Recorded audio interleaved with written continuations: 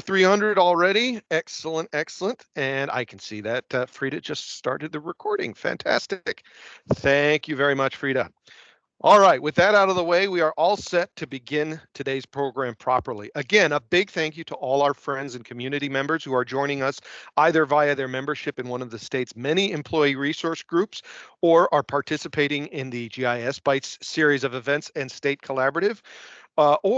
Just because of your own personal interest in Black History Month and or racial equity.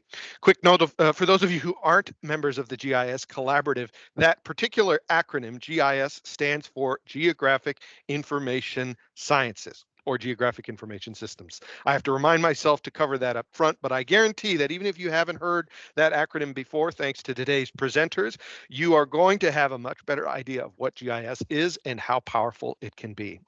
My name is Galen Shostrom, and in addition to serving as a GIS-focused transportation program specialist in MnDOT's Metro District Asset Management Group, quite a mouthful that, I have also been an ally member of MnDOT's African American Employee Resource Group, as well as the Equity Justice Black Caucus Enterprise Employee Resource Group since 2020. Online with us today, we have our current MnDOT AAERG Chair, Wael Abdelkader, as well as several of our past leaders from that group. Special thank you to past AAERG Chair Jesse Johnson, who is online and will be helping us moderate the chat during today's session. We encourage you to add any questions you have during the program into the chat, and we will revisit them today during our lengthy Q&A portion that'll start at approximately 1 p.m. If you have to jump offline before we get to your question, we will do our best to pass your inquiries on to today's speakers for follow-up. So, speaking of those presenters, it is my great privilege and pleasure to introduce to you today's co-presenters, Dr. Kirsten Delegard and Michael, aka Mike Corey. You can see them both on camera there. Excellent.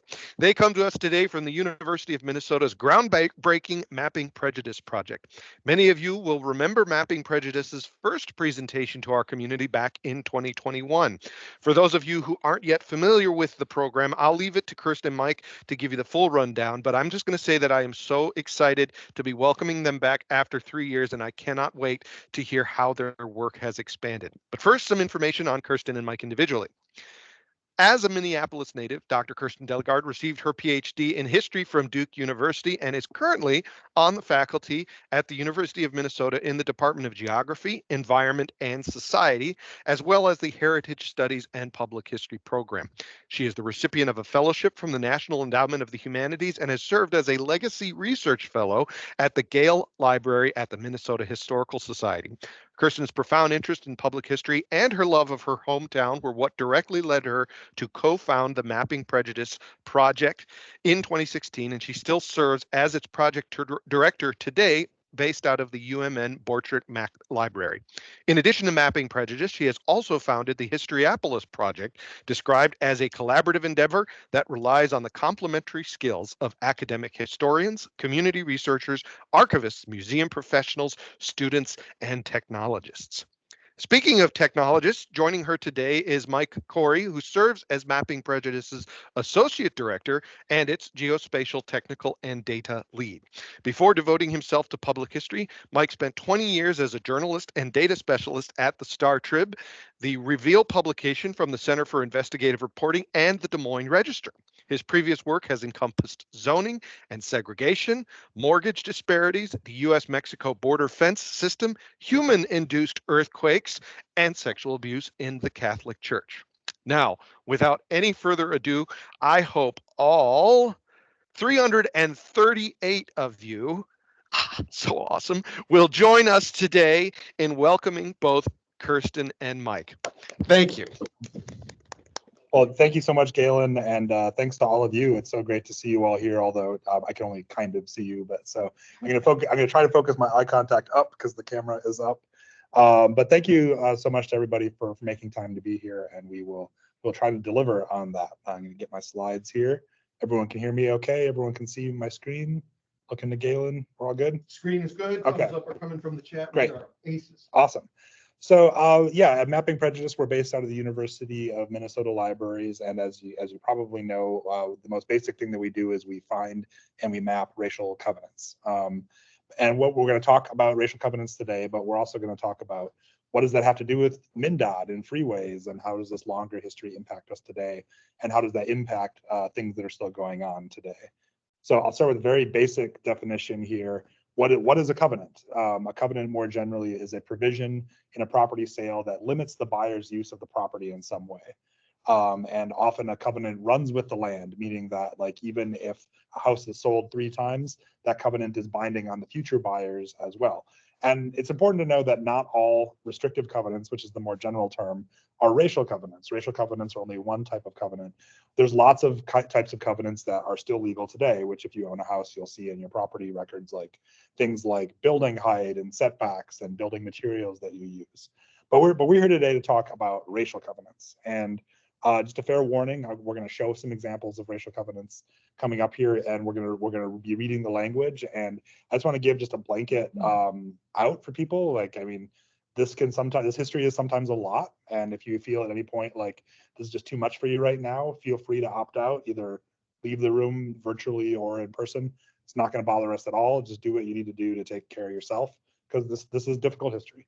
But we also think it's important to talk about it and talk about these things that were hidden for so long.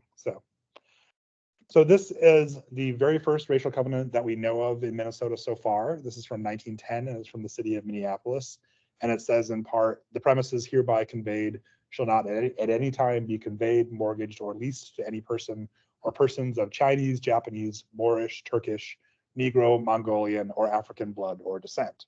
And this is very indicative of early covenants that have sort of this laundry list of who is not allowed to be in the space. And generally, what racial covenants are trying to do is trying to reserve the best land and the best resources for the exclusive use of white people. Here's another example. This one's from Anoka County from 1931. This is actually the most common formulation we see, and no person or persons other than of the Caucasian race shall be permitted to occupy said premises. So instead of who's not allowed to be there, it's who is allowed to be there. But as we all know, who is Caucasian, who is white shifts over time and circumstantially. And so this is very unstable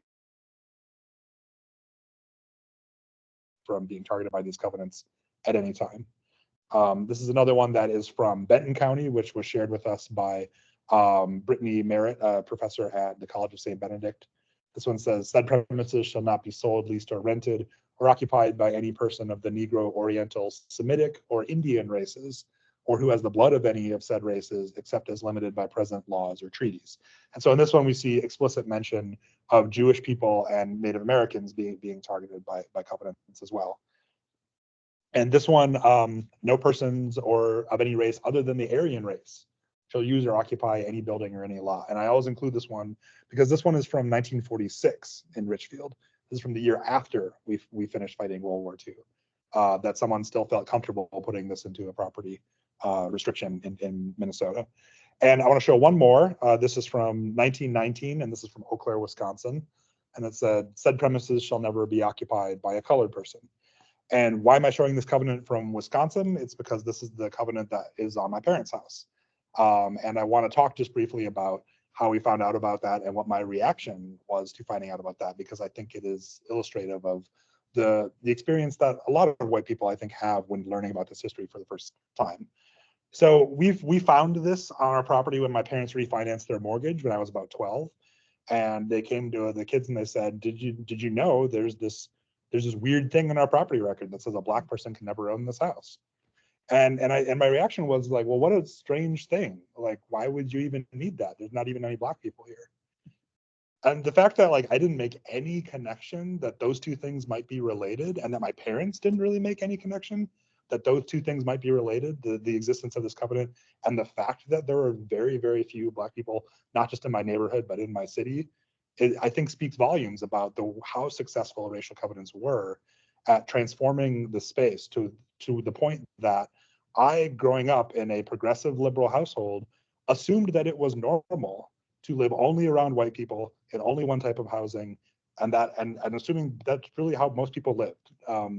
And so I think that just shows how successful this technology was at not only segregating the society, but also making white people not even notice the segregation. So why did my parents not know anything about this? Why were we not able to find any context about it? It's because And after the passage of the Fair Housing Act, there was this rush to forget about racial covenants. And so by the time my parents were encountering it, there wasn't really any community memory of these things. And part of that is because it was very difficult to find how many of these there were. You can find state reports from the 40s saying, it'll take many decades to figure out how many of these there are because of the nature of property records. Property records, unlike modern GIS, property records were not back in the day really designed for looking at the comprehensive property ownership. They're really aimed at looking at like one property at a time. And so what's innovative about the mapping prejudice process, and the reason we're able to do the work that we do, is because some technologies have advanced to the state where a lot of counties have digitized their microfilm records, their property records, and OCR technology and computing technology has gone up in quality and down in cost to the point where now we can go to a county and say, here, give us a couple million pages of your property records and we'll run this through our system. And it takes like a day to do that initial step. And so what used to be literally impossible is now within reach if you can get access to the records, which is often the hardest part. But the way our process works is we get this hard drive of records and we upload it to our cloud tool that we call the deed machine that OCRs the records. We then do a term search for terms that we know are associated with racial covenants, like some of the terms you saw in before. But there's many ways for these terms to occur. So for example, like we don't actually use the term white because that'd be a little naive, but like white can either mean racial covenant or white can mean White Bear Lake or Mr. White. Like there's innocuous uses for a lot of these terms too. And so what we do is we show each of the hits that we think we have covenants to a series of volunteers on a crowdsourcing platform. And we show each hit to 5 volunteers and they'll confirm yes or no, this is a real covenant. They'll transcribe the text of the covenant, transcribe the date, the buyer, the seller, and really crucially, they don't put the addresses on these property records, which is, again, I would never have expected that. There's good reasons for that, but like, so it's very difficult to map these in space. And so one of the things that the volunteers transcribe is the physical description of the property. And so rather than the address, it'll be like lot 1, block 2, Sanderson's addition. Like, and so you have to do some work to figure out where is that in space. Like we know what county it's in. And so that's the final stage of our process is after the 5 volunteers have transcribed it, we then import that into the deed machine and we have a series of automated mapping steps that will compare the physical descriptions. We run physical descriptions through a series of filters to really get them down to their component parts, like the most essential elements. And then we do the same with the modern parcel shapefile. Because where racial covenants generally are is in single family subdivisions. And at least here, most of those single family subdivisions are relatively intact. They're the most consistently stable parts of our developed environment. Although you do see a lot, like under the Minneapolis airport, there's a lot of covenants. Under the freeways in a lot of places, there are covenants. Like in Vadnais Heights, all of their covenants are basically under 35E, which is interesting. But we use our automated mapping process to then compare physical descriptions to the old records and the modern parcel shapefile, and then when they join together, we can map those covenants in space. And I mentioned that we use volunteers for each of these things. Why would we waste time showing each hit to 5 people, right? Like that seems like a lot of extra work. And the reason is that at the scale that we're working, where like for Hennepin County, we had something like 26,000 final covenants, probably started with 40,000. Yeah, like hits originally. Like there's not enough grad students in the world to efficiently go through all of those records. And like Penny Peterson, our property record specialist, who's actually in the top left corner right here, who we really owe our existence to in a lot of ways. Penny is the best property researcher that you're ever going to find, but even Penny makes mistakes. Like, and even Penny makes typos. And if you only have one person look at the records, that you're not going to catch those mistakes. And so by showing each hit to 5 volunteers, we're able to compare all of their individual responses. And so Kirsten, when she was starting the project, knew that she wanted to put primary sources in front of people. I really enjoy speaking for you when you're sitting right next to me. You're doing a great job. Thank you. And partly it was just like we needed to crowdsource to get the scale, but really what our volunteers taught us is that it was much bigger than that. And it's in these volunteer sessions that we hold on Zoom where people encounter these things for the first time in a somewhat safe environment where they can check in and check out. And they can go through this experience of seeing these primary source documents of places they know, maybe even last names they know, like things in their neighborhood, and they can process that together in a safe environment and ask questions about it and see that they're not the only one who maybe didn't know about this, or if they're really lucky, hear stories from people who did experience the ramifications of this history. And those volunteers become our biggest advocates. I mean, some of our volunteers have transcribed literally tens of thousands of documents, and they're the ones going to their like council members or going to their planning meeting and said, like, look, I helped make this map, and we need to take this seriously. And our volunteers really rightly feel ownership over our map because they couldn't exist without them. And they're our biggest supporters, and they keep us honest, and they keep us going. And this is the map that we've been able to make of the Twin Cities so far. And you can see up in the top right there, we have the year, and this is tracking the spread of covenants throughout the Twin Cities area. And you can see sort of starting in the teens and then really expanding in the 20s with the first peak in about 1925, 1926. You see this sort of wall being built around the city of Minneapolis, and I think to a lesser extent around St. Paul, although we're still not totally done with Ramsey County. And then as you get into the 40s, you see this sort of expanding into more of these like outer lying suburbs and lake areas. And so now we've mapped over 30,000 covenants in the Twin Cities, and we're also with Milwaukee, I think we've done over 47,000 covenants that we've mapped now, and this is by far the largest data set of racial covenants that has ever existed. And I think because we know this, people assume that we know this about everywhere in the country, and it's really important to know that like this research is still really in its early stages nationally. But we are not the only people doing this research. We work with a coalition of people throughout the country. So here's Milwaukee's map in progress right now. Chicago is doing their research right now, although they don't have digitized records. They have to do it all by hand, which is insane, but like they don't have a choice. Yeah, there's more Chicago mapping stuff. Then St. Louis, their covenants based on subdivision level, and Tucson, Arizona. And so there's dozens of these groups around the country who are now at various stages of trying to find these things. And really what we feel like our mission as a coalition is to communicate with each other and share information. And Mapping Prejudice specifically is really like trying to find ways to share our technical workflow, because we've really solved a lot of the fundamental problems that have made this so difficult for a long time. And so that is a work in progress to make that technology accessible for more people, but really like it's much easier than it ever had been before because of the work that we're doing at Mapping Prejudice. And so that's how we map covenants. That's sort of the state of where covenants are today. And I'm going to turn it over to Kirsten to talk about, but why do we care at this state? As you're transitioning, I know they can hear me on the background there. Actually, they can, I'm just repeating what I'm seeing in the chat, so they can hear me by the camera here. And we have the question coming from two separate people at the exact same moment. How do they look up if they have covenants on their own property?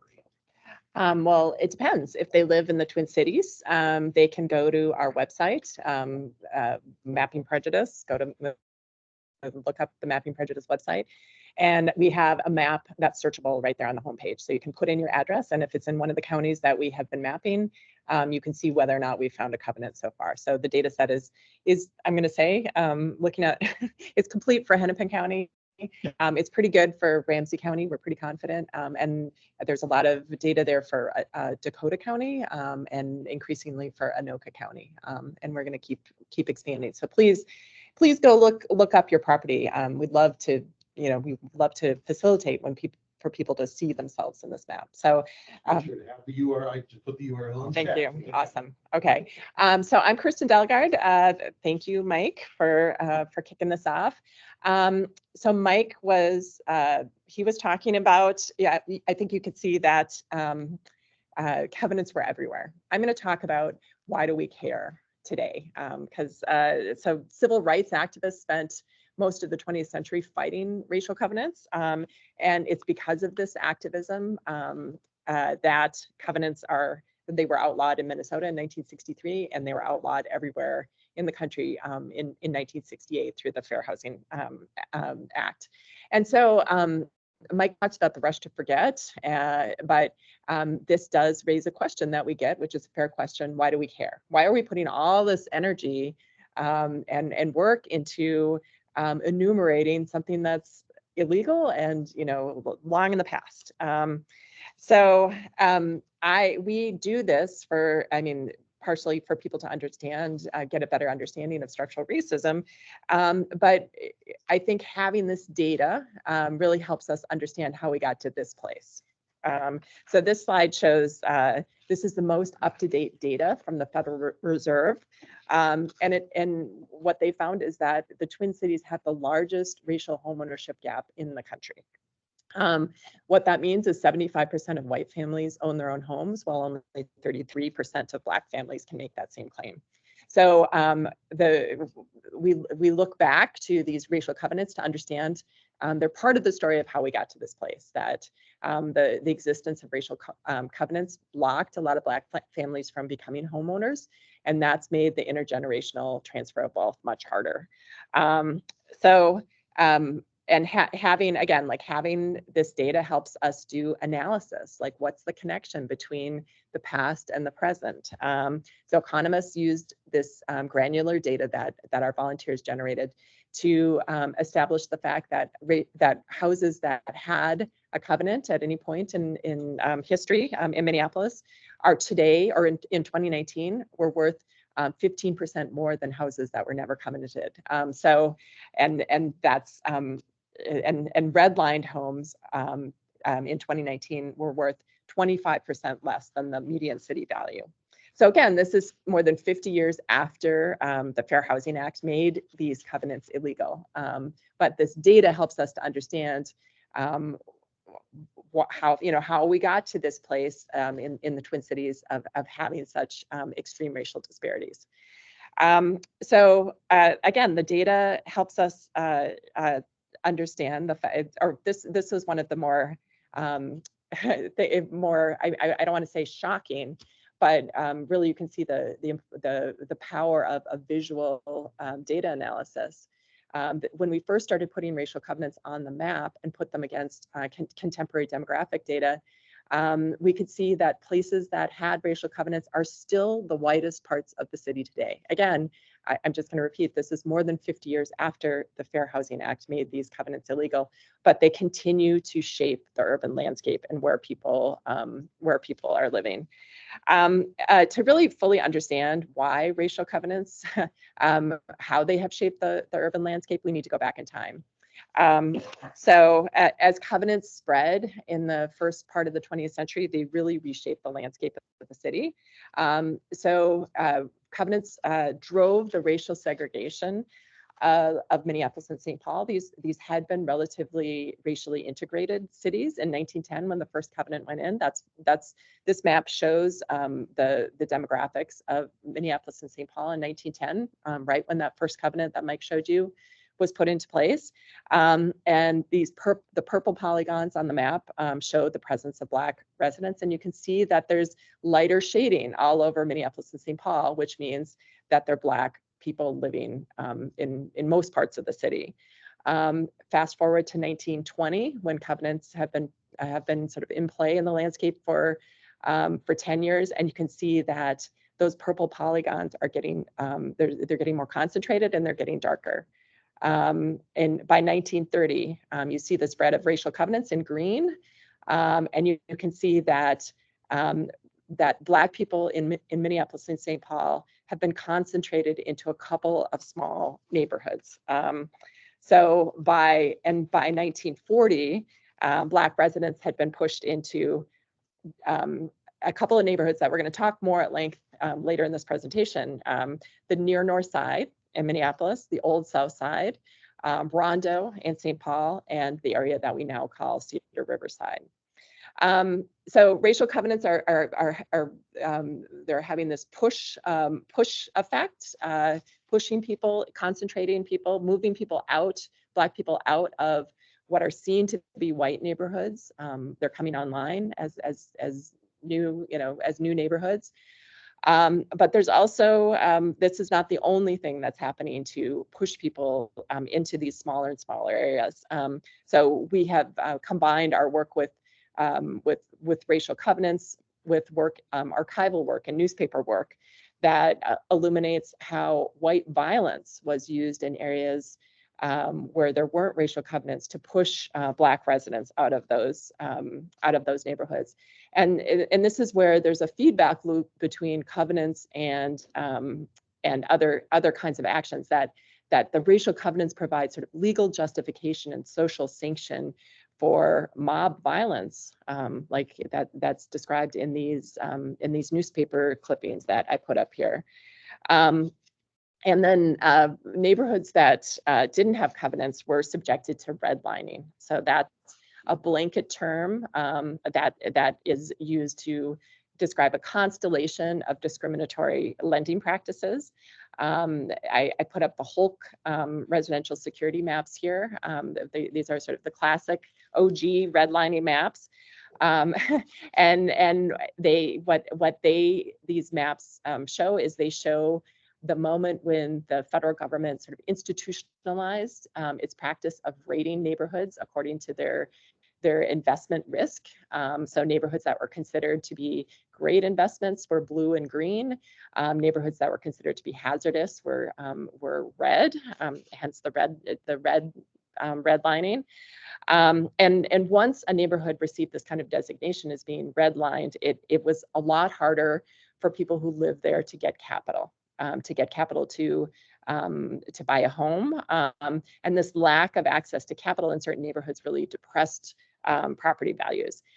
So this had a lot of implications. First of all, it made it harder for people who lived in redline neighborhoods, which is the places that were racially mixed, the neighborhoods that were racially mixed. It was the only places where Black people were allowed to live, really, in the Twin Cities. And it made it harder for them to accumulate wealth over through home ownership, and it was harder for them to pass that wealth on to the next generation. But it also made these areas that were redlined targets for what planners call urban renewal. And the larger project of urban renewal was really embedded in the effort to build the interstate highway system in the United States. So this map shows where Black people were living in Minneapolis and St. Paul in 1940. Again, like those darker purple polygons, those clusters there, those are the Black neighborhoods. And you can see our contemporary freeway grid overlaid on those neighborhoods. And what you can see is that the construction of freeways displaced Black and brown people from some of the only places that they were allowed to live in the Twin Cities. So between 1940 and 1970, the construction of high-speed roadways transformed every neighborhood in Minneapolis and St. Paul that had concentrations of Black residents. And this map really helps us to see that the freeway system was designed to do more than just move cars. It was a social engineering project. And this pattern that you see up here, this is not unique to the Twin Cities. This is the same pattern in every American city. So we're going to spend the rest of this talk talking about explaining what happened to two of those neighborhoods in Minneapolis. Mike is going to talk about the impact of 35W on the Old South Side. But first, I'm going to tell you the story of where the freeway history in the Twin Cities began. That was Olson Memorial Highway. Hello. What am I doing? It's good. I think just go forward. Okay. Trying? I was not letting. Oh, yeah. I had more animations that I didn't use. Sorry. Yeah. So when Olson Memorial Highway was completed in 1940, it was celebrated as the first superhighway in Minnesota. So planners talked about two goals with the construction of this new kind of roadway.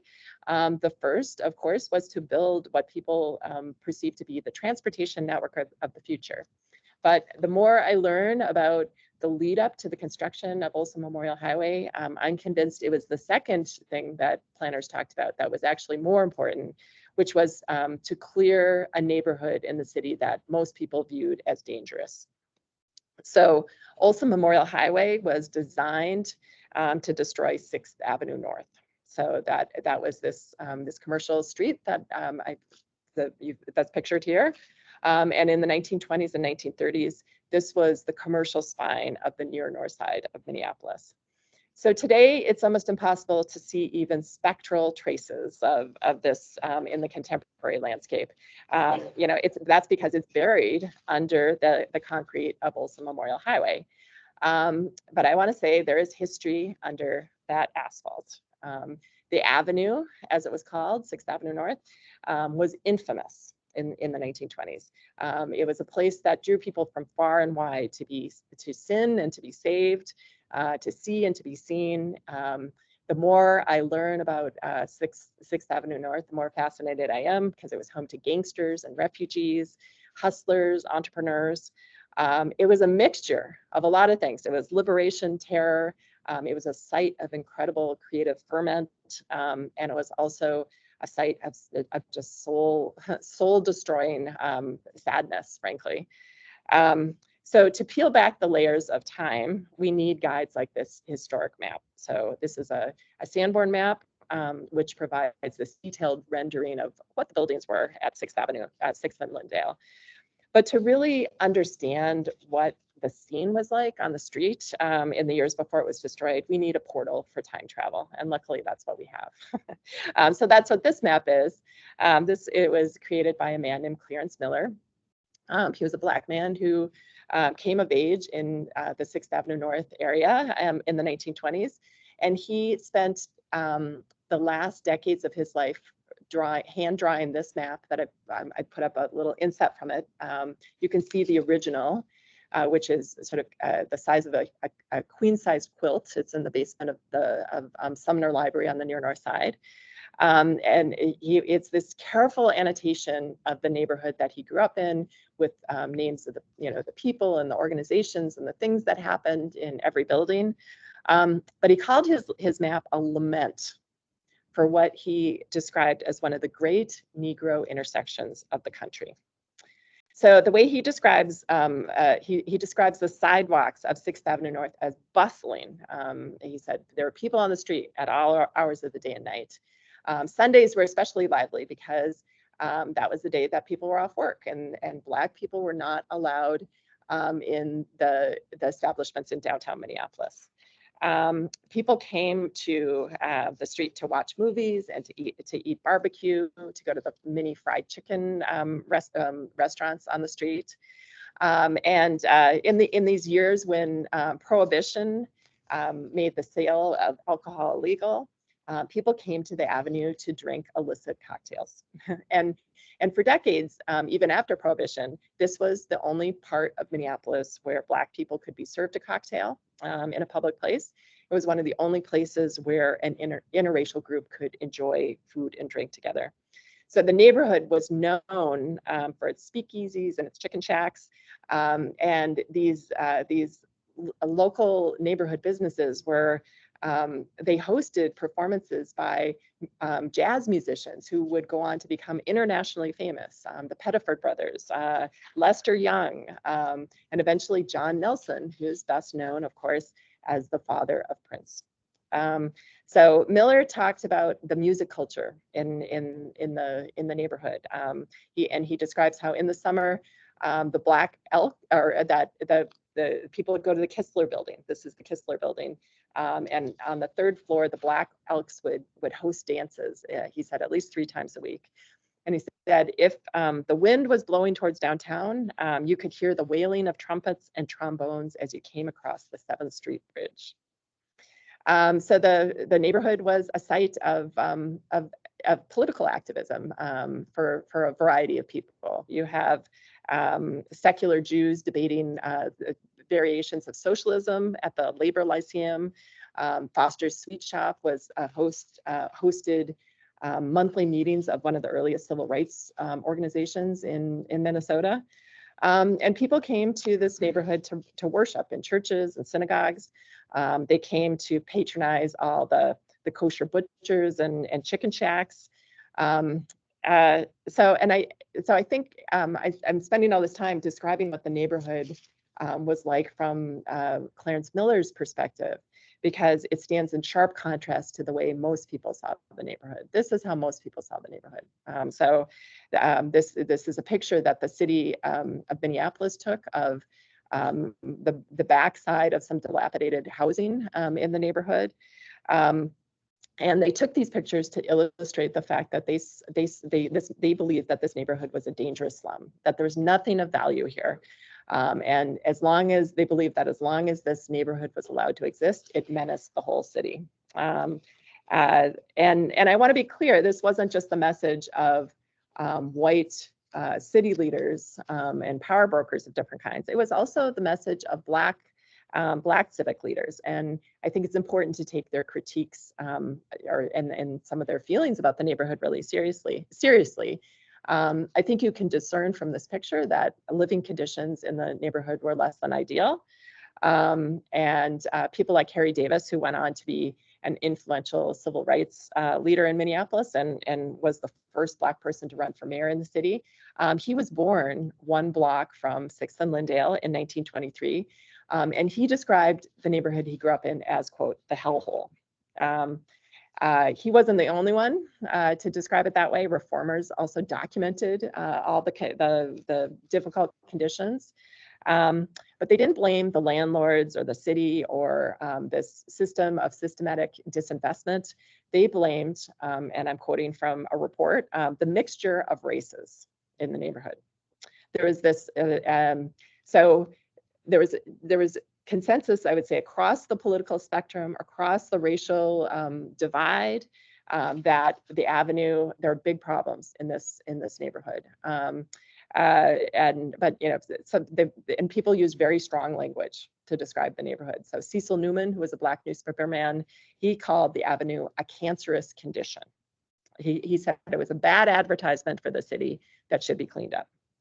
So you know the end of the story here, right? The corner wasn't cleaned up; it was just bulldozed. It was bulldozed, and construction began in 1938. And the project was made possible by a collaboration between the city of Minneapolis and new federal. And the city went out and got these new federal funds, which that were starting to come online in the 1930s to expand the nation's network of highways. So Olson was completed in 1940. The freeway was widened in 1957 and again in 1963. And people like Harry Davis, who lived, he also didn't like what came next. He later, in his autobiography, he talks about how the highway totally destroyed the livability of the neighborhood. And I can say now with the hindsight from 2024 that we can say that the highway made things worse for people in near North Side. So this is an aerial view of Olson Memorial Highway. It shows the area before and after the construction. And this bird's eye view really helps us see that it was a highway to nowhere. It actually didn't solve any transportation problems. And so in other words, it didn't really help people get around. It didn't eliminate congestion because so few people used it. And in fact, there was a city of Minneapolis traffic engineer who described it later after it was completed. He said it's one of the least used expressways in the city.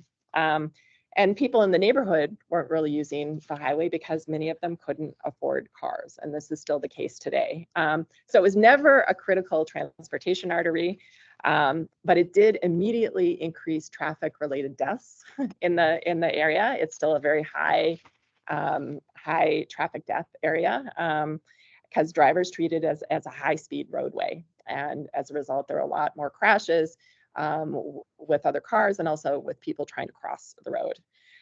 So the construction of the highway cleared the buildings, but it didn't improve life for people in the neighborhood. And in fact, the highway made amenities less accessible. It made it harder for people to use the neighborhood amenities like Sumner Library. That was one of the only buildings that survived the construction.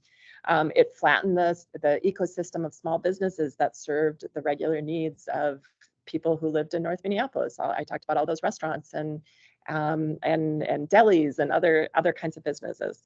It became difficult to walk to buy groceries or to dine in local eateries. And now the area around 6th Avenue North is, the federal government has designated it as one of the nation's largest food deserts in the country. So the bulldozers, they also destroyed the Jazz District, right? That employed people like Lester Young, the Pettiford brothers. Oscar Pettiford went to New York City, where he got a regular gig playing in Harlem, where he played with Dizzy Gillespie, Thelonious Monk, and Miles Davis. I like to imagine what that would have looked like if it had been here instead of there, right? And for some of the musicians who played with Oscar Pettiford, I'm thinking about Rook Gans in particular, it was impossible for him after the construction of Olson Memorial Highway to earn a living as a professional musician in Minneapolis, because downtown venues wouldn't hire Black musicians. So Gans had to get a day job, and that was working to construct highways. He was part of the crews that built I-94, 35W, and Highway 12. So living conditions were terrible for many people in the neighborhood, but people still didn't want to leave. It wasn't that they didn't want better housing, but this wasn't a matter of personal choice. So one of the people who was interviewed by a newspaper reporter in 1938, his name was William Trent, he said he had no choice but to ignore the eviction notice that he got. He said, "I've hunted, but I can't find a place, so I guess I will just sit tight." And again, the map that Mike showed you earlier helps us to understand why he had hunted and couldn't find a place, right? William Trent was Black. And again, what you're seeing here is the spread of racial covenants over the Twin Cities in the decades leading up to the construction of Olson Memorial Highway. There was no place for people who were displaced by these highway projects to go. It was very difficult. So with that, I'm going to hand it over to Mike. So Kirsten just did a great job talking about, as she said, like the OG, the original superhighway, where applause emojis in the chat. Talking about how 6th Avenue North and Olson Memorial was sort of the prototype, and really I think we believe that both in Minneapolis and nationally, this was sort of a testing out of some of these ideas of using roads as a way to do slum clearance. And if you read the earliest reports from the federal projects that become the federal interstate highway system, you see them talking about this, that slum clearance is one of the benefits of building these expressways. And I'm going to talk about another neighborhood that represents a different part of that phenomenon, which is the Old South Side. And you can see here, the Old South Side is this area that's sort of bounded by Nicollet Avenue on the west, Chicago Avenue on the east, between West 34th and West 46th Street, although people's definitions vary. But this is east of Lake Harriet and Badema-Cosca.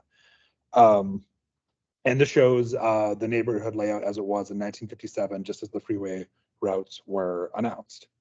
And it's important to know, like in some of those, this is sort of another version of the demographic map that Kirsten was showing earlier, that before the advent of racial covenants, the Old South Side didn't really exist as a Black neighborhood. If you look back at like 1910, 1920, it doesn't stand out at all. And they're sort of shaded here. This is the future path of the freeway. And it's really that combination of racial covenants and violence that make it only safe for Black people to live in a few places that creates the Old South Side as a Black neighborhood. But it's also important to note that even by the time of the 1930s census, where we can start to see a concentration of Black population, we're still only talking, it's only about 10 to 13% of these districts' population.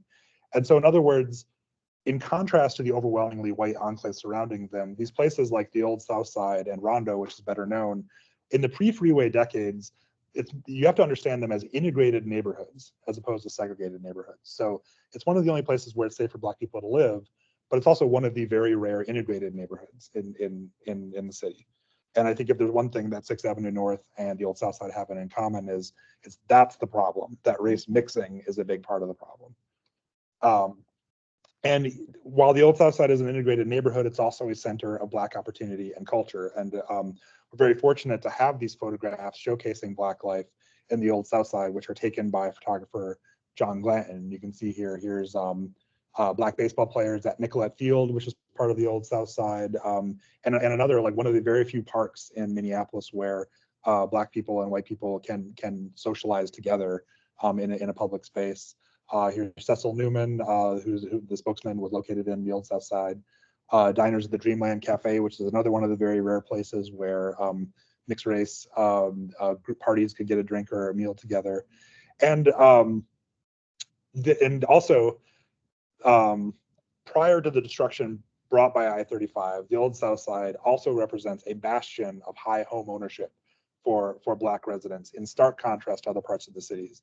And this is one of the things that makes it different from places like 6th Avenue North. In 1950, 74% of the non-white households in the Old South Side owned their home, at a time when the overall home ownership rate for non-white Minnesotans was 43%. And really, if you look at the Old South Side and the larger Rondo neighborhood combined, they account for more than half of the owned non-white households that we know about in the state of Minnesota in 1950. And so these are very like high value neighborhoods for Black home ownership. So in 1957, when the freeway routes are announced, Old South Side residents learn, along with many others, that their neighborhood is going to be disrupted by the freeway, and many people are going to be forced to move. And the destruction of in the Old South Side is not quite the same as in Rondo, where the freeway goes right down the main drag, right down Rondo Avenue. You can sort of see here, so this is 1964. And you can see in the top there, they've started to clear land for this, and here's 1966. So you can see the highway is not going through the heart of the commercial district, which is more over here. It's going off to the side. But the effect, in addition to displacing a lot of people, is that the Old South Side is cut off from the neighborhoods to the west. And it's notably cut off from Nicollet Field, that park where we saw those baseball players earlier, and really creates a barrier between this integrated community and the rest of the city, the much whiter neighborhoods to the west. And then by 1969, the roadway has actually come through. And this is an analysis that I'm working on for a book chapter on freeways, along with Greg D'Onofrio and Dr. Ernest Lloyd, who is on the call. Great to see you today, Dr. Lloyd. And really, this is extending work that he did for his dissertation about the Old South Side and other freeways. So what we see is that in raw terms, like most places in the United States, in raw terms, more white people are displaced by the freeways than Black people, just because there's more white people. But the critical difference is that this is a time period where, even though racial covenants theoretically have been made unenforceable, this is in 1957, there's no open housing. And in fact, in both Minneapolis and St. Paul, the cities explore passing open occupancy legislation and decide not to. It's wildly unpopular with white residents and with realtors and builders. And so the environment that Black people displaced by the freeway are going into is very hostile, both in the core cities and the suburbs, which are even more hostile. So those white people who are displaced, which you can sort of see on the left, the overall group, they did not face limitations on where they could choose to live next, except for their economic constraints. And so almost all of those white people go much farther away. They go to the suburbs, and they go to neighborhoods that are more than 90% white. Black people just did not have that choice. Not only were they not welcome in neighborhoods around them, it was well known, and realtors readily admitted, that prospective Black homeowners were going to be charged more than white buyers for the same house, even if someone would offer to sell them a house. But instead, the government actually paid Black families less per square foot than their white neighbors in compensation as they were being displaced. And Black homeowners pled this case to the arbitrators, like trying to get across this point, which again was not a secret, that they were going to have more trouble getting a house. It was more important to give them actually more money, and that they just got nowhere with the state, because who could not see beyond their idea of fairness, where like same house, same value, not taking into account those racial dynamics. And again, despite the fact that actually what we're finding now is that Black residents were actually paid less per square foot anyway. But the result is that Black homeowners who were displaced found themselves compelled to move into an increasingly isolated and disrupted Old South Side. You can see almost all of the Black residents displaced in the area of the Old South Side move further into the Old South Side, while their white neighbors move out. And you can see, and again, you can see what was an integrated neighborhood in the 1950s. After the freeways, increasingly becomes a majority Black neighborhood. And that concentration of Black population then spreads out along the disruption of the freeway, which this neighborhood has now become less desirable. So this neighborhood of stable Black home ownerships becomes a majority Black neighborhood. And whereas over 70% of non-white households owned their home in the Old South Side in 1950, by 1970, those home ownership rates along the freeway have declined or at best held steady in some of these neighborhoods. And that's despite decades of civil rights activism and fair housing legislation. And so the freeways really remake this neighborhood and the surrounding neighborhoods along their entire route. And they turn what were areas of home ownership into neighborhoods of renting. So what we've hopefully outlined for you now is a story that starts in the very early 1900s with racial covenants and racist violence. And of course, we could go back even earlier into the 19th century and even back to slavery. But these things all lay down these patterns of investment and divestment and blocking of wealth transfer. And at the same time, a huge leg up for white residents living in these neighborhoods of opportunity. And what we're trying to illustrate that there's this straight line path from there all the way through the building of the freeways and beyond. And what we're trying to illustrate is that these technologies of racism, segregation, and displacement built upon each other. And that's how we end up where we are today, where it's illegal to put straight up racist language into your property records, but we still have we have zoning that was created at the exact same time for the exact same purpose, all with this idea in mind of making a certain kind of desirable neighborhood. So we've gone from this era of explicit segregation to more implicit segregation, but all of these reflecting the patterns of earlier years that have been laid down.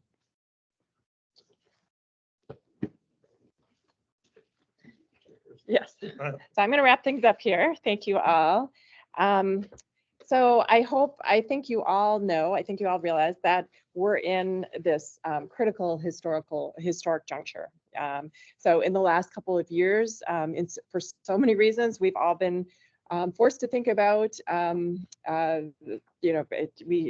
by some regards, a racial reckoning, but also specifically about the future of our freeway system, right? So this process has prompted this resolution from the Minneapolis City Council. So the city of Minneapolis strongly opposes the repair or reconstruction of Olson Memorial Highway in its current form. So it's not an apology for the destruction of 6th Avenue North, but it's a recognition that perhaps the construction of Olson Memorial Highway was not a great idea, that it destroyed a walkable neighborhood. But I put this up in part to say it's not enough to just get rid of the highway or this particular highway.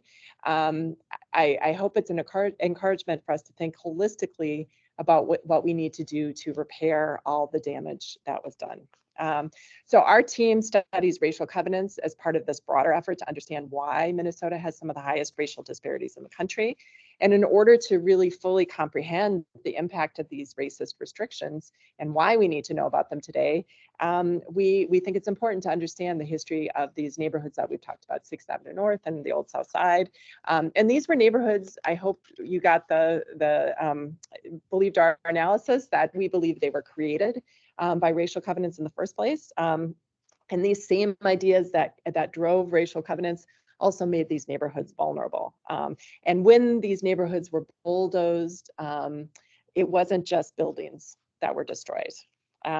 It was the social networks, it was the institutions, it was the ways that people lived in community with one another.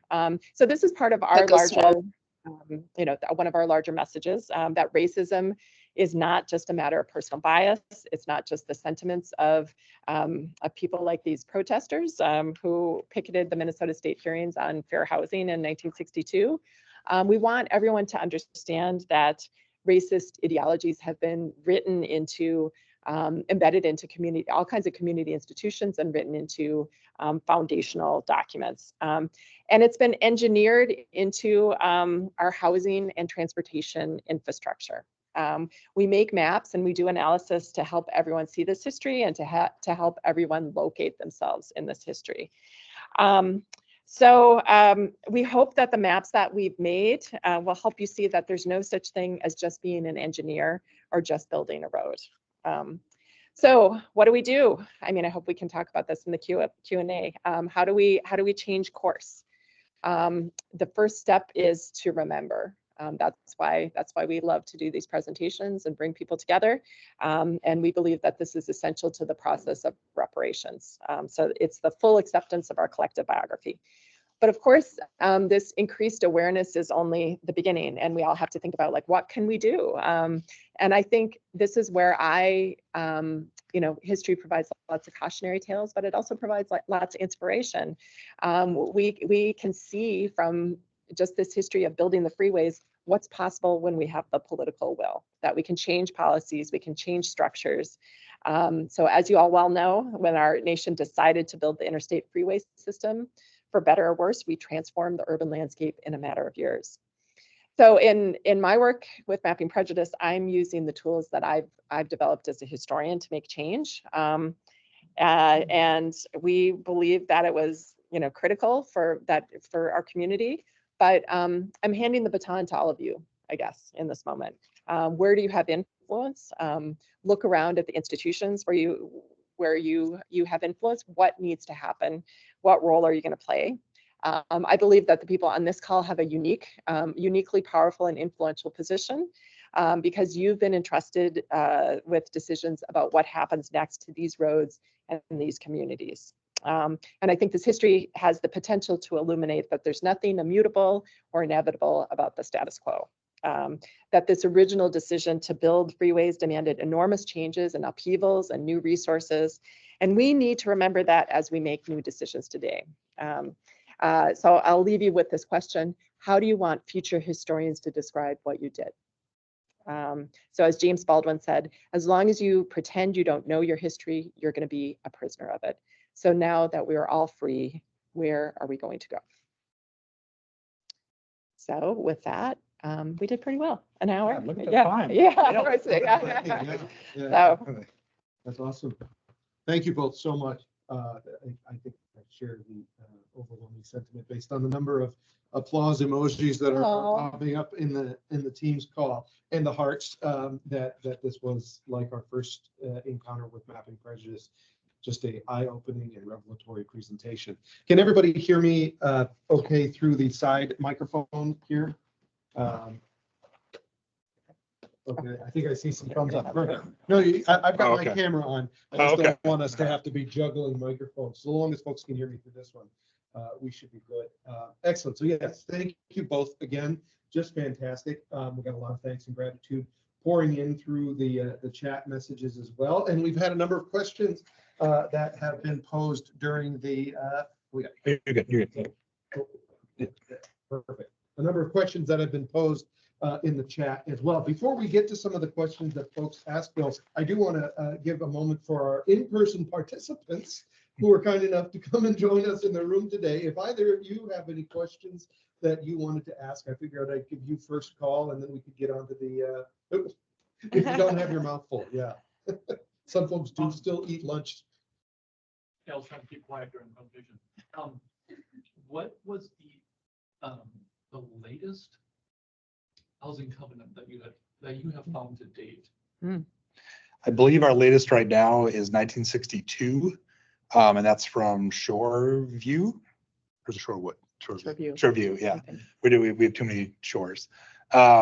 Just we had folks in chat asking to repeat the question. So Oh, they sure. couldn't quite pick that up. So yeah, so the question was, what's the latest covenant that we found so far in Minnesota? It's yeah, like I said, it's Shoreview from about 1962. It's important to know that that covenant should not be there. Like, it is illegal as a couple different ways for that to happen, and it is they're really drop off dramatically after 1953 when the state passes a law that says no new covenants, but you do still get some of them. So, but I think really, theoretically, covenants weren't enforceable after 1948 when the Shelley v. Kramer Supreme Court decision was decided.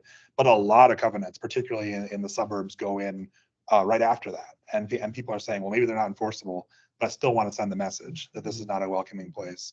And everyone's going to know that if you are going to try to sell your house to a Black person, that is not going to be welcomed by your neighbors. And really, the way the covenants work is that, like, it's not like there's a lawsuit every time It's really that realtors just know, and frankly, Black people just know where they are not going to be successful, and so they work without a fight in a lot of ways. But I do think it's notable to underscore the fact that the Supreme Court made them unenforceable with Shelley v. Kramer, but yet developers kept using them. And so the state of Minnesota said, okay, in addition to being unenforceable, we're not going to let you put new ones in. But that law didn't do anything to make the old covenants illegal. So that was the Minnesota Fair Housing Act, which was passed in '62 and became enacted in '63, said, okay, all racial covenants are illegal in the state of Minnesota.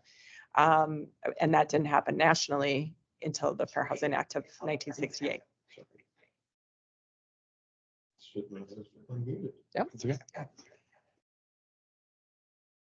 I think it's also interesting because in some ways that state law makes it look like, oh, Minnesota's so progressive, right? Like we're ahead of the curve. But really what's happening there is that's because of the failure to pass a fair housing ordinance in Minneapolis and St. Paul, although they have to do the state law instead. And unfortunately, by the time that passes in 1963, most of the displacement that's going to happen for the freeways has already happened. And so it's too late for most people who are actually impacted by it. So. Excellent. Thank you. Katie, any questions from your side? Not to put you on the spot, of course. Have you looked at any other kinds of, I guess, geographical prejudice, especially citing of environmental pollutants? Well, I think like our primary goal, just because there's so little work that has been done just on the fundamentals, is to just find the racial covenants. And what a lot of researchers have then done is taken that data and compared it to those other phenomena. Like, but we do have collaborators who are doing work on like amenities like parks, temperature and heat islands, and showing that these things are linked together. So. And I would like to do a shout out for our data, which is easily accessible and downloadable you can get to the links from our website.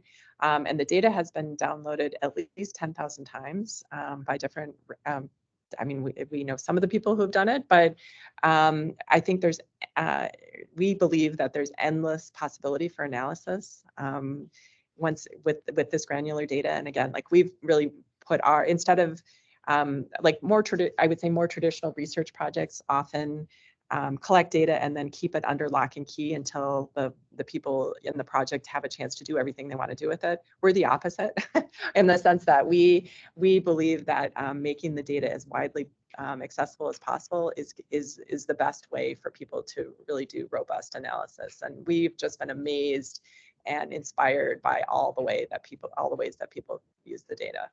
And thanks for the reminder in the chat. Sorry, I didn't repeat the question there. The question was like, are you doing any research into other types of geographic restrictions beyond racial covenants?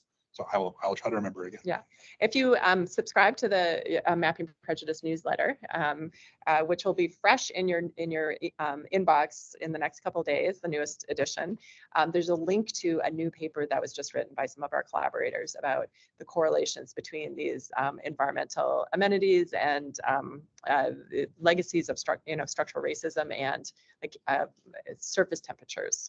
So there's really lots of great cutting edge research being done right now using the data. Excellent. I know we have a hand up in the on the online participants, and rather than using my computer for audio at all, I figured maybe if we just turn the audio on your side, we should be able to hear folks. Gloria, I saw you had your hand up. Go ahead and unmute and ask your question, and if we can't hear you, we'll let you know. My question had to do with the fact that there was the assertion that we undo or address the harm that was done. One of the questions that I have is, who will be the beneficiaries? You can't undo the harm to those who were there in the past if those who are residing there now or who are in a financial position to take advantage of the new boulevard on Olson Highway. So yeah, I mean, let's have a boulevard, but who will be the beneficiary? Will the beneficiary be those who were previously residing in those areas or who represent the demographics of those? Or are we simply saying, let's have a boulevard and those who are in the financial position and who don't necessarily represent the hue of those who were there before Yeah, is an that's right. important element. Yeah.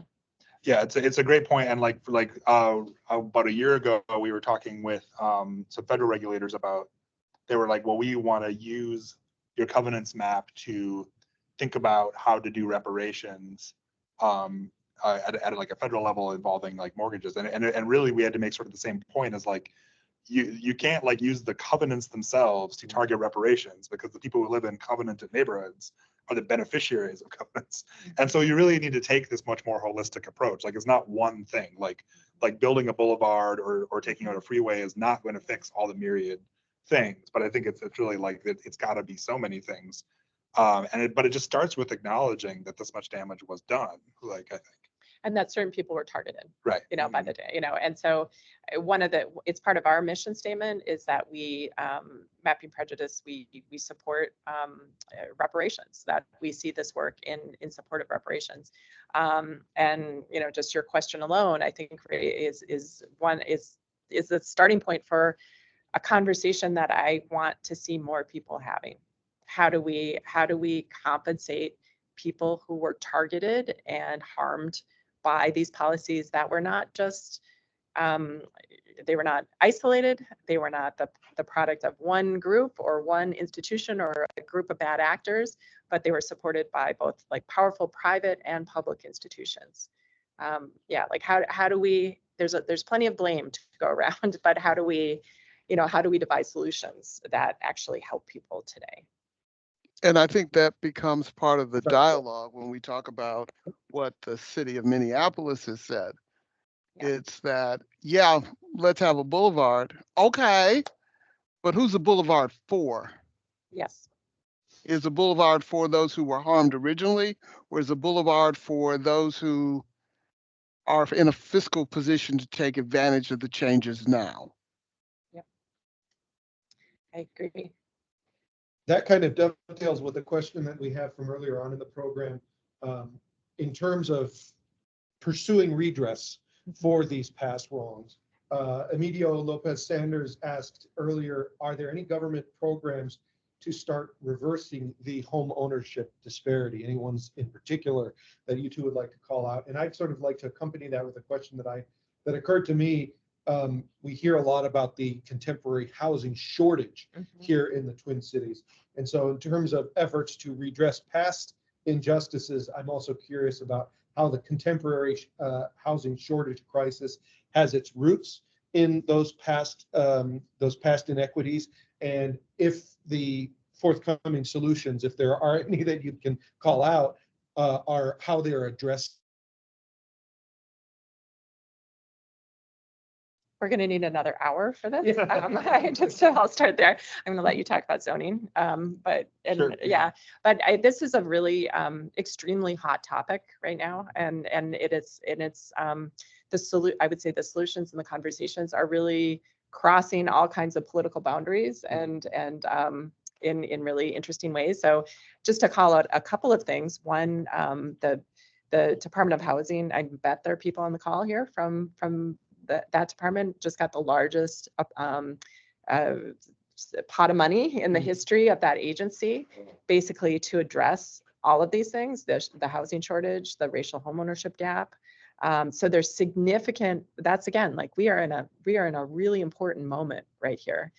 We're about to make a huge infrastructure, public infrastructure investment in housing. And it is my cherished hope that the people who are doing that work are looking at this history, to understand what some of the pitfalls and perils are of, making these policies, and also what are we, that in order to, as our colleague Penny Peterson always says, in order to unbuild something, you have to understand how it was built in the first place, right? So you can't just be charging forward, as the other person said, you can't be charging forward with going forward with the solution without understanding like how you got to this place and who was harmed and who benefited like along the way. So So the state of Minnesota is making unprecedented investments in housing. And right now there's a very lively debate at the state capitol around changing land regulation policies across the state. The zoning. Yeah, so zoning's a big deal, and we'll say, like, I mean, it's gonna sound like a cop out, but it's also true. Like at the end of the day, we are historians and not planners, and there are a lot of really smart planners out there who are debating this. But I think one of the things we can say from a historical perspective is there's absolutely a connection between racial covenants and single family zoning, for example. So like, and if you look at like the federal underwriting manual that was being used to make lending decisions, it says in the underwriting manual, like, two of the best ways to keep your neighborhood a stable investment, number one is racial covenants, and number two is single family zoning and other restrictive zoning. And so what happens when racial covenants are outlawed is you take this section of the property deed and you cross out the racial language, and everything else that was put in there at the same time in the same project of making a certain kind of neighborhood attractive to a certain kind of people with a certain amount of wealth, that all gets left there. And because there's no racial language in there more, it's been difficult to really convince people that these two things were connected at the same time. And so, and I'm not saying like let's bulldoze out the single family houses. I grew up in a single family neighborhood. I live in a mixed neighborhood today that's primarily residential. But I think we need to acknowledge the fact that like these were all part of the same project. And so partly it's just illegal to build a lot of types of housing in most of our cities these days. Like, so when I was at the Star Tribune, we did an analysis that showed that in the entire metro area, 76% of the residential land, you can only build single family houses. And in a lot of those cities, it's much bigger lot sizes than we see in the central cities. And so like you are really not allowed to build the kind of density that we're going to need to get out of this housing crisis. And this is something the developers say all the time. And I'm not here to say that developers are saints, but they are telling the truth when they say, even if we wanted to, there's just a lot of housing we can't build right now. Like, and so I think like that zoning has to be part of that discussion. The other thing I would mention is that Washington State just passed a really forward-thinking bill where they, based on this history, based on the documented history of racial covenants, they have created a fund for down payment assistance that they charge, I think it's $100 on every real estate transaction in the state, which that's real money. That's a lot of money. That is a lot of money. And basically the gist is that like, if you can show that you're a member of a group that was targeted by one of these technologies, you are eligible for first time down payment assistance. And so they're putting real money into that. And like, that's not, there's no perfect bill. That's not a perfect bill. I think one of the craziest things about that is like, you have to pay back the loan when you go to sell the house, which to me totally defeats the purpose. Like, but the fact that they got this through with sponsorship from the realty groups is amazing. And it's really hard to think about that happening before this history was really understood better. And St. Paul is starting down this path. St. Paul, I think, has a down payment assistance program, which is just getting off the ground. It's very small, but that's part of the story. Yeah, and people on this call, I think, could probably educate us about, but the state of Minnesota, this money from the state of Minnesota is trickling into all kinds of organizations to provide down payment assistance. And also, I want to say that one of the groups that we are in collaboration with is Twin Cities Habitat for Humanity, which has in the last 8 years has really rethought its approach and strategy to affordable housing to be really targeted on the racial homeownership gap. And, you know, instead of, obviously we believe that everybody deserves a home, you know, that it's a foundational human right. But looking at this history has refocused their efforts to really provide tailored products and programs to support people who were historically shut out of home ownership. And I think that's a really important, again, like to get to equity, we can't treat everybody the same. We can't assume that everyone is starting from exactly the same position. Excellent point. This kind of builds, and you may have already sort of answered this question to a degree when you were talking about zoning, but there was a question we had early on in the program that asked specifically, knowing that other states also had racial covenants, yet the Twin Cities has the largest home ownership discrepancy. Could you revisit what you see as other contributing causes to that discrepancy outside of the covenant phenomenon. I mean, this is the obsession of, I think, both of our careers at this point. It's like, what Yeah. is up with that? I Yeah. think that's Yeah, a big yeah. question. And for years we were like, well, we just need more data. So like, so that is the question. If we're gonna make the claim that racial covenants are really foundational in terms of these racial disparities, why is Minnesota extra special in this regard if they're used everywhere? And I do think that you have to look to history. You have to understand when racial covenants were used in Minnesota and the way they were used and how that intersected with the number of Black residents in the state. That I think that I think about racial covenants started to become really widespread in Minnesota right at a moment that sort of cut Black community building off at the kneecaps in a way, because what we know about the way people own homes or buy homes and establish themselves in community is they do it with other people, right? And so if you constrict the number of people who can buy a home to a very tiny number, it's harder for that community to grow and to, so what we've seen, what we know from people's stories is that if one family was able to buy a house, they immediately turned around and helped their relatives and their friends and the other people they were in community with. So by sort of shutting that off, sort of at this critical moment when the Black community in Minnesota was tiny, it was the same moment that racial covenants were entered into the property record. So it sort of foreclosed community building at a really critical time for Minnesota. And so Minnesota is different than other states where there was a more established Black community. There was a more established set of Black property owners in places like New York or Washington, D.C. or Philadelphia. I'm trying to think where else.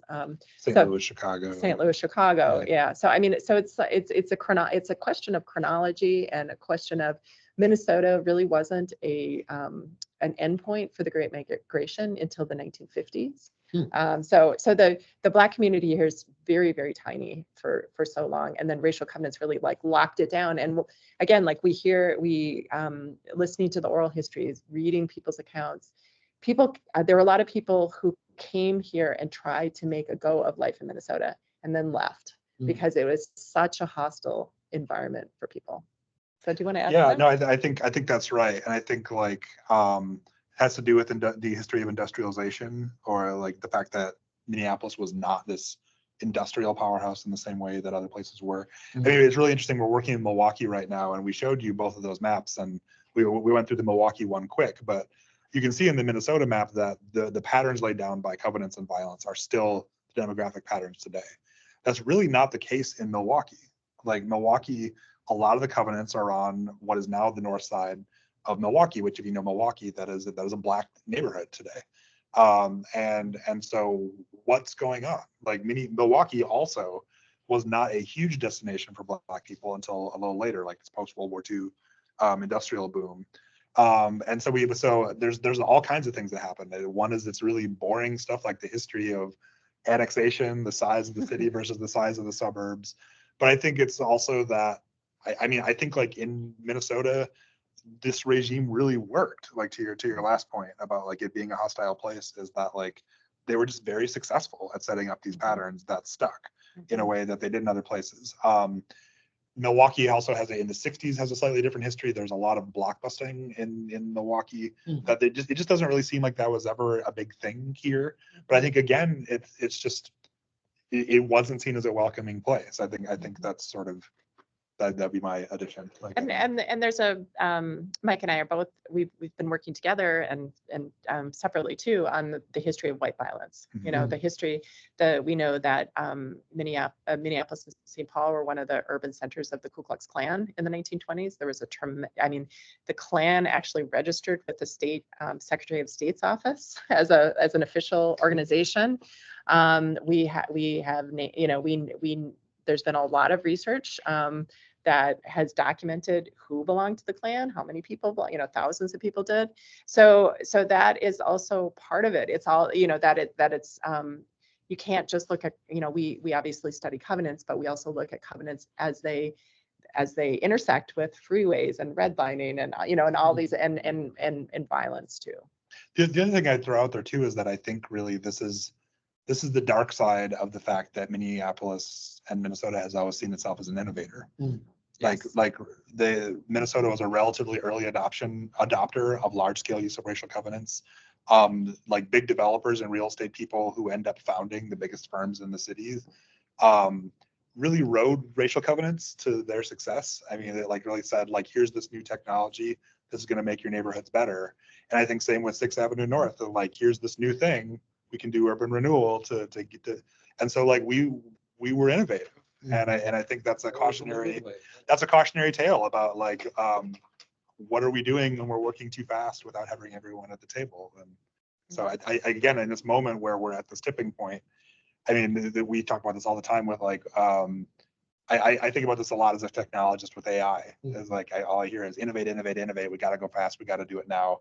What happens if we miss the boat? And I would just say, with my historian hat on, I would say things might be better if we slow down a little bit and think this through. And people, and with AI, there's already a well-documented incidence of bias. There's plenty of harms to go around. We already have a quantitative Right. understanding of how biased those systems can be. Right. Jesse, I do have an office for you to set up if you need for your later meeting. It's just up back to the hallway and second one on the right. We only have a couple minutes left, and I do want to thank both our speakers again for being so generous with their time and their knowledge. I'm going to turn it over for the last question or two to my counterpart, Jesse Johnson, former chair of the African American Employee Resource Group, so he can give us a sign off, as well as proctor our last question or so. Jesse, are you still online? There he is. Yeah, I figure I'll go. Hi. Well, first of all, thank you for coming. Again, this is the second time that Mapping Prejudice has spoken to our group, and again, remarkable information. And I want to make sure that I highlight at least maybe a couple questions that others asked. I think one of the questions that I think is really important is when we think about land use and land investment, and we've got these single family distributions of homes as a way of monopolizing ownership.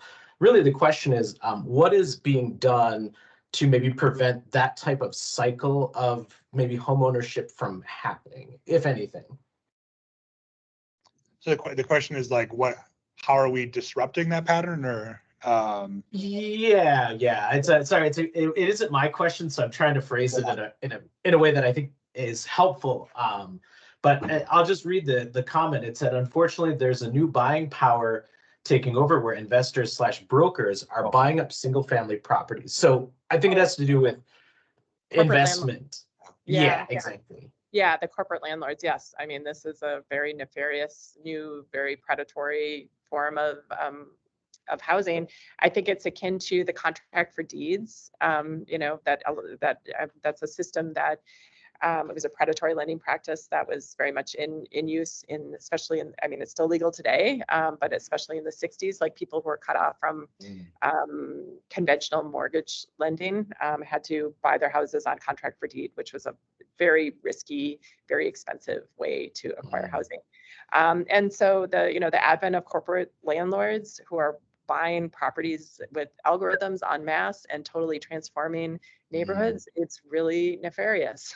And I don't think it should be legal. I think and again, like, I'm not a policymaker, but I think we can address this collectively if there's the will. And again, if there's the understanding that housing is a human right.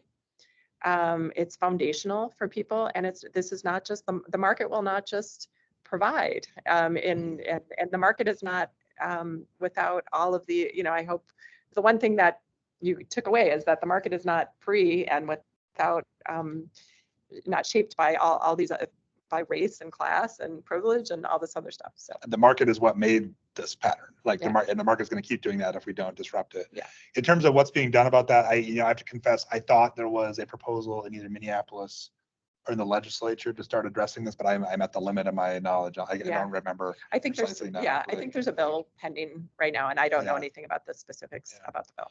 I know people also talk about land trusts as a way to sort of address this, which I think a lot of those are still small. I mean, that's not going to take care of the problem in math. But I know that's another way that people are trying to approach that issue. Okay, great. Thank you. And I want to make sure that we finish on time. So it is 1:30. So Galen, I might throw it back to you if that's okay. Sounds good. Sounds good, Jesse. You can still hear me on the microphone, right? Yeah, we can still hear you. Okay, perfect. Excellent. Yeah, I am just so overwhelmed with the amount of gratitude and excitement that is being shared all across the chat. We even at the end of our extended program, we're still had an active participant base of over 250 people online with us today. So I think just a true testament to how excited folks are for what you have brought to us. Those who, I'm seeing so many comments from people who are saying that they have followed the work of Mapping Prejudice for a good long while, and we're grateful to hear from you today, as well as innumerable comments from people saying that today was an eye-opening presentation, and that mirrors what I remember happening during our first presentation with you back in 2021. So I just want to thank you again. Thank you to all of our promotional partners across the statewide ERG groups, as well as the GIS Bytes Collaborative, who have helped make today such a well-attended success of an event. Be on the lookout for more promoted events in the near future from all of our partners, including the Minnesota MnDOT AAERG. I thank you all again so much for joining us. We will look forward to being on many great programs with you in the future. Thank you again. Can I just make a last plug? Oh yeah, plug. Yeah, if you like this, come to one of our volunteer sessions. They're online twice a month. You can find the information on our website. And yeah, right. And we'd love and we're also we love doing presentations. So if you have other groups, yeah, if you have, and this is what gives us energy, is hearing from all of you about why this work matters. So if you have other places that you think we should be, places you think we should be, this information should be, please reach out and invite us. Yes, absolutely. And speaking of plugs, I apologize to everyone still present. I thought I would have this underneath my fingertips, but I do know for a fact that Just Deeds has an in-person event scheduled tomorrow on the 28th. I believe it's an all-afternoon presentation or workshop from, that's right. What is it, 1 to 4 or thereabouts? Testing my knowledge. Yeah. That's the thing we should know. It's the newsletter that's coming out later today. This newsletter, if anybody, I know there are folks among our community who have the details to that event. So if you happen to know the precise details, please throw it in the chat, or else I will later. That sounded like a threat. So again, thank you all so much for joining us. This has been such an energizing event today. I hope you all have a great rest of Black History Month 2024, and we will see you again soon. Thank you all. Bye. Bye. Thank you.